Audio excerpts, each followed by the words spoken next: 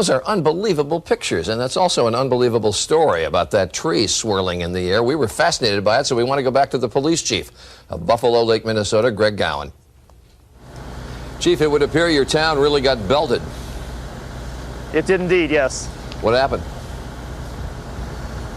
Yesterday late in the afternoon, the tornado sirens went off, weather spotters went out, a very large black funnel cloud eventually did touch down onto the ground. Southbound on Main Street here, where we can see some sirens, some lights coming up here.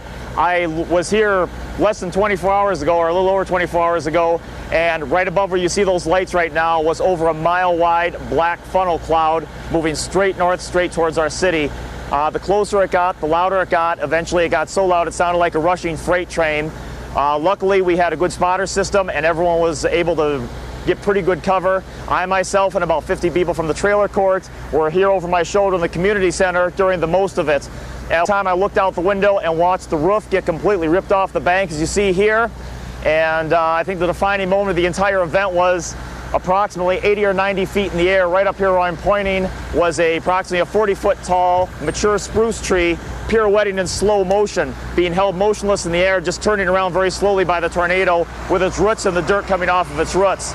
Very, very trying time. I have massive damage up and down Main Street, massive damage on numerous houses, and here we are this morning now. Chief, a couple in there you said to me that are absolutely amazing. Number one, the funnel itself, you said, was about a mile wide? You know, it was a very scary situation, and when you see movies like Twister, it's always a very narrow funnel. And when I looked down south on Main Street and saw that thing, it was at least a mile wide, if not wider. The first time I could see it, it was as inky black as used motor oil, and it was moving northbound very, very quickly, and it was very, very wide, yes. And that funnel itself, that huge wide funnel, came right over the town. It did indeed. It pretty much entered south edge of the town on Main Street and walked up Main Street, as you see, doing a lot of damage to the downtown business area, and then continued in somewhat of a northwesterly fashion across town, did a great deal of damage to several homes. It completely ripped the roof off a large church, for example. And then you said it lifted that size. What size tree was it that it lifted right off the ground?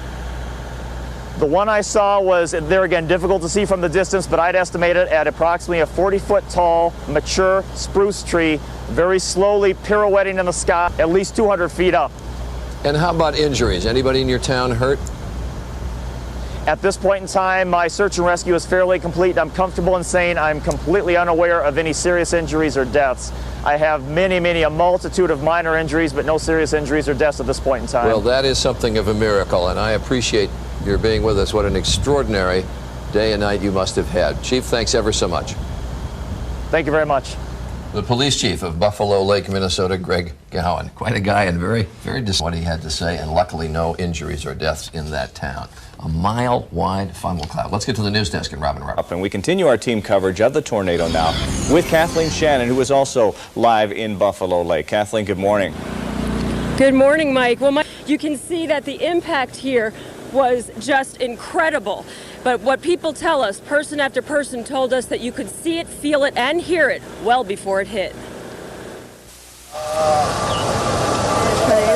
We could see it. We watched out our bedroom window, and you just see the funnel just form. A sight that sent the entire town diving for cover. And I saw what was probably a 40-foot tall mature pine tree, complete with roots, like in slow pinwheeling over the city and not even moving, just pinwheeling. Then the roar came. The pressure was so great, the ears popped. Loud noise, suction. My ears just popped. Power poles and trees uprooted. When people emerged, the relief at being alive, We all made it through. quickly turned to despair at the sight of the damage. Looked, and I watched the roof on the bank was gone, windows smashed out all over town. I lost the rear window on my squad car. My church is mostly destroyed. A good chunk of my elevator is destroyed. I've got, I think, every power line in the city. And Mike and Angela, I don't know how much of this you can see behind me. This is just one of the most dramatic scenes that we have seen in town here. A pickup truck, it is covered completely by debris, parts of roofs that have flown off. You can see at least 2 power poles in here. The wires are just all over the roads here. The police chief here is estimating that the damage will run well into the millions, well into the tens of millions.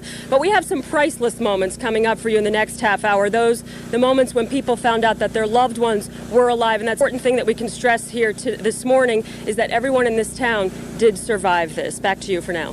The damage. We begin our team coverage with Kathleen Shannon, who is live in Buffalo Lake this morning. Kathleen?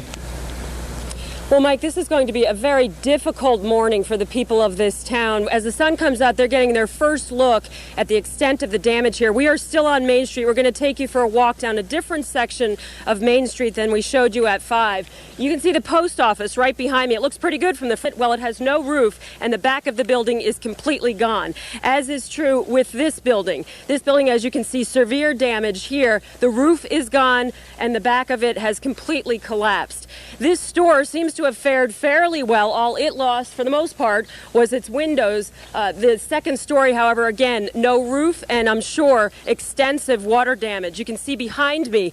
We're going to show you later on in this broadcast. Behind me was a business, a 2-story. What we understand, as you can see, completely gone, taken out by the tornado and the tree. There are actually semi-trucks that are overturned right behind here that were stored at this lot. We're going to try to get you closer shots of that in the next half hour. As difficult as it will be for the people of this town to look at all of this morning, it is not nearly as difficult as the moments and a couple of hours following the tornado for some of the families that weren't sure if everyone was alive. A mother separated from her 7-year-old daughter in the storm. A senior couple stranded with an oxygen tank that is running short. We're doing a block-by-block, house-to-house search right now. A police chief trying to account for his entire town. If there's no obvious damage to the home and there's no one that comes to the door, they can probably be safe. If there's obvious damage, go ahead and kick the door in and conduct an interior sweep of the home to make sure no one's trapped or injured inside the home and can't come to the door. What was yesterday the school is now the Red Cross shelter. Our children are fine. They're awfully shook up. Here, the young and the old gather and grieve, while across town, Don't ever do that again. You scared Mommy out of her wits. Jenny Schaefer gathers up her little girl. After a harrowing search, little Zena may now be the only thing she has left. The roof got taken out, the garage got taken out. Reunions being the first small step toward rebuilding a town. And again, here's a look inside one of the damaged businesses. See, everything inside has been destroyed, as well as the business itself. And we should point out that little Zena that you saw, who lost her mother in the middle of the storm, well, she's also got chicken pox on top of everything else that family has to deal with today. But at least they are together, and her mother was able to get the calamine lotion out of the house before it was destroyed. For now, that is the latest here live in Buffalo Lake. I'm Kathleen Shannon, Channel 5 Eyewitness News. What a week for them. Thank What a difference a couple of days can make. Here at the Zion Lutheran Church, the pews moved, the roof has been tarped, and for the first time since the tornado hit, the congregation sat down to worship. We thank you for what we take for granted. 2 congregations without a spiritual home found faith in the gymnasium of the Buffalo Lake School. You have kept us through the perils of the night, especially Tuesday night. Tuesday night's tornado damaged the Zion Methodist Church and ravaged the sanctuary of Zion Lutheran. They told me I should have come to town sooner, but I didn't. I didn't think I could handle it. Diane Runke lives about 9 miles out Slow Lake. Sunday service lured her back to town, as it has every Sunday for the last 20 years. I went with what I had in my bag, and that was my wedding music. Diane left her sheet music on her organ in here. My organ's right on the other side of these glass windows.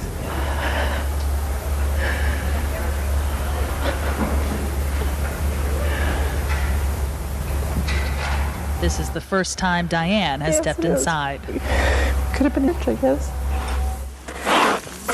Around town, the sounds of progress. It's quite a mess, but with all the people's help, I think it'll come back. A test of will turned to a triumph of faith. Wherever God's people gather around his word, that's the church. No word yet on how long it may take to repair the church, but the way. Insurance will cover most of the damage, I'm told, except for about $500,000 worth of repairs to the stained glass.